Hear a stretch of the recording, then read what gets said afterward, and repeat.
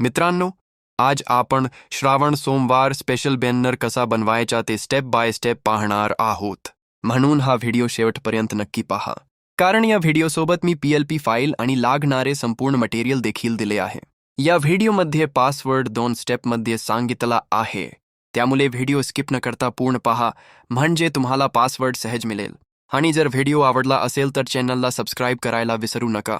तुमच्या एका सबस्क्राईबमुळे आम्हाला असेच नवीन आणि उपयुक्त व्हिडिओ बनवण्यासाठी खूप प्रेरणा मिळते.